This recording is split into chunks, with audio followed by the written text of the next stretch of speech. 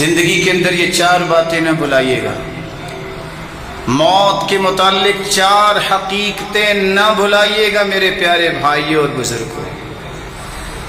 جو طے شدہ رزق ہے اللہ نے جو لکھا ہے میرے اور آپ کے لیے، جب تک میں اور آپ اس کا آخری قطرہ پانی کا اور آخری وہ حصہ رزق کا کھا نہیں لیں گے ہمیں موت نہیں آئے گی۔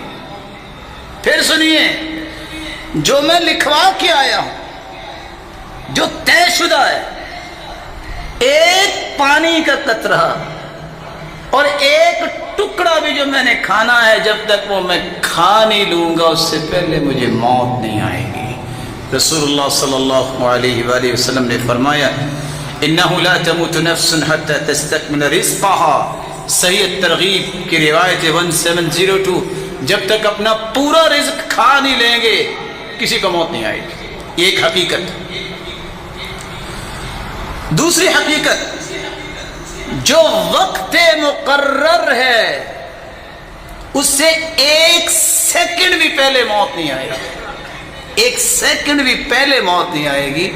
اس لیے اس میں پریشان نہیں ہونا چاہیے کہ کیا بنے گا، کہیں موت نہ آ جائے۔ جو لکھا ہے وہ آگے رہنی، موت کا کوئی علاج نہیں ہے، بیماریوں کے علاج ہے۔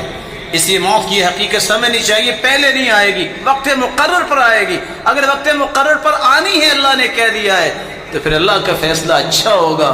میری خواہشیں پھر اچھی نہیں ہوں گی کہ میں اور زندہ رہتا، فلاں اور زندہ رہتا۔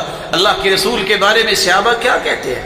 فاطمہ کیا کہہ رہی تھی کہ اگر صبت علی مصائب لو انہا صبت علی الایام صرن لیالیا، اتنے غم آئے، اگر دنوں پہ غم آتے تو دن راتیں بن جاتی۔ لیکن کسی صحابی نے یہ نہیں کہا کہ کاش اللہ کے رسول مزید زندہ رہتے تو یہ ہوتا۔ سیدہ عائشہ 9 سال کی عمر میں نکاح ہوا، 9 سال اللہ کے رسول کے ساتھ رہی، 18 سال، 40 سال پھر زندہ رہی۔ ایک دن یہ نہیں کہا کہ اللہ نے کوئی اولاد ہی دی ہوتی میرا دل لگ جاتا، ایک دن نہیں کہا یہ اللہ کا فیصلہ ہے۔ بیٹا بھی نہیں ہے، بیٹی بھی نہیں ہے۔ آج ہمارے عقیدے وہاں ذبح ہوتے ہیں جب ہماری خواہشیں آگے آتی ہیں، اللہ کے فیصلوں پہ ہم مقدم خواہشات کو کرتے ہیں۔ سیدہ عائشہ نے تو نہیں کہا کاش میرا کوئی بیٹا ہی ہوتا میرا دل ہی لگ جاتا، لیکن پوری دنیا ان سے علم سیکھتی رہی، صحابہ کرام ان سے سیکھتے رہے اور اللہ کے پاس چلی۔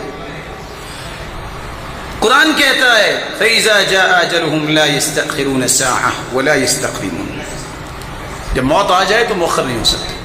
تیسری حقیقت، جس سبب کی وجہ سے موت آنی ہے وہ بھی طے ہے۔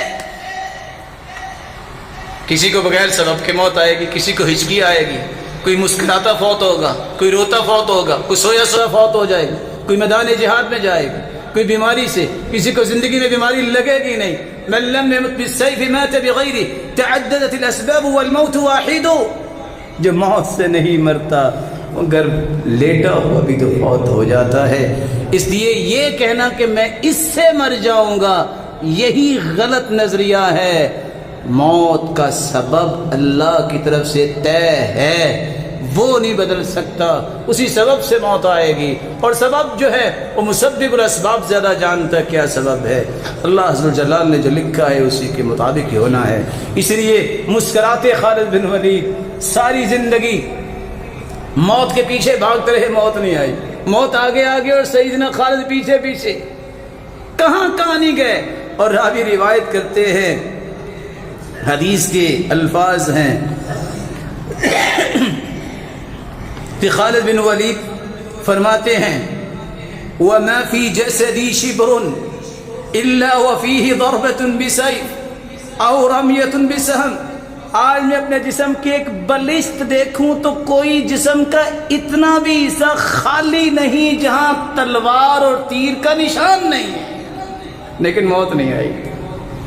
اور جب وہ جا رہے تھے تو کہہ رہے تھے جاؤ بزدلوں کو میرا پیغام دے دو، فَلَا نَامَتْ أَعْيُنُ الْجُبَنَاءِ، یہ بزدلوں کو نیند نہیں آتی کہ موت نہ آ جائے، ان بزدلوں کو کہہ دو میں موت کے پیچھے رہا، موت نہیں آئی، میں شہادت مانگتا رہا، مجھے میدان میں نہیں آئی، آج میں چارپائی پہ فوت ہو رہا ہوں۔ مَنْ طَلَبَ الشَّهَادَةَ بِصِدْقٍ بَلَّغَهُ اللَّهُ إِيَّاهُ वलौ मात अला फिराशी, जो शहादत का तालिब होता है उसकी सच्ची नीयत को देख के वो अपने घर में चारपाई पे फौत हो तो वो शहीद ही होता है। और आखिरी बात, जगह का भी अल्लाह ने तयन किया, यहाँ मौत आनी है। कितने लोग कहते हैं मैंने पाकिस्तान नहीं जाना, फौत हो जाऊंगा, और हम जानते हैं 40-40 साल बैरून मुल्क में रहे, 10-10 साल सिर्फ इस दिन आए पाकिस्तान में बीमारियां बड़ी हैं, फौत हो जाएंगे। अल्लाह की हिकमत है, जिस दिन आए दूसरे दिन फौत हो गए, तय था। अली हदीस के अल्फाज हैं, रसूलुल्लाह सल्लल्लाहु अलैहि वसल्लम ने फरमाया, इदा क़दल्लाहु बीतत अब्दिन बिअर्ज़िन जअल लहू इलैहा हाजतन, अल्लाह ने जिस जगह पे इंसान को मौत देनी होती है वहाँ उसकी ज़रूरत रख देते हैं। वो गया होता है ज़रूरत पूरी करनी, तो फरिश्ते की भी ज़िंदगी के कुछ अहकामात अल्लाह ने दे रखे हैं। फरिश्ता आता है और अपनी ज़िम्मेदारी को पूरा कर लेता है।